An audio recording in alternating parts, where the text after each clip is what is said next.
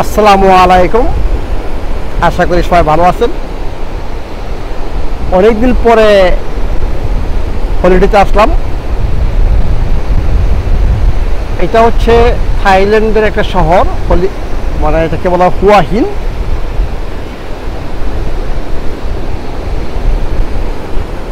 প্রচুর ঢেউ, সুন্দর বাতাস, ভিটামিন D3। আজকে অনেক সাঁতার কাটেছি, সানবাথ করেছি। যদিও আমি কালো, তবুও I like to be in the sun. কারণ সূর্য হচ্ছে আমাদের এনার্জির একমাত্র উৎস। সে সূর্য থেকে সমস্ত শক্তি আসে। সেই শক্তি বিভিন্ন উপায়ে, বিভিন্ন মাধ্যমে আমাদের শরীরে ঢুকে। এই জন্য বলতেছি, যাদের মোটামুটি একটু সামর্থ্য আছে বা সময় থাকে, আমি রিকোয়েস্ট করব আপনারা কোথাও হলিডেতে যান।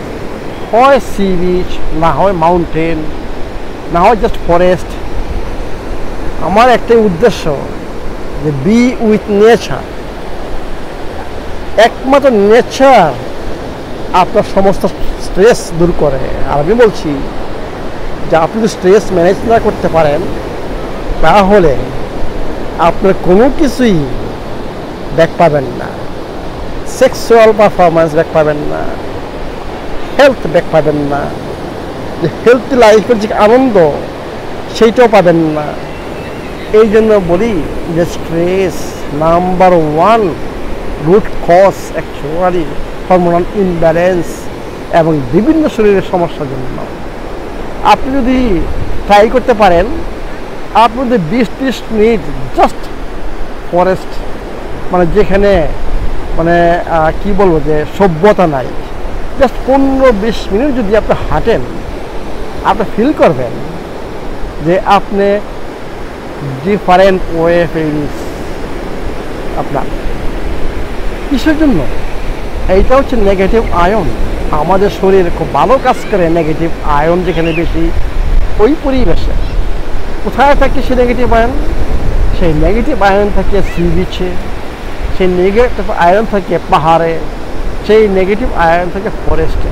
কিন্তু আমরা যে শহরে থাকি, এটাকে বলি মেগাপলিস, সেইখানে পজিটিভ আয়ন, সেইটা আমাদের বডিকে অ্যাসিডিফাই করে।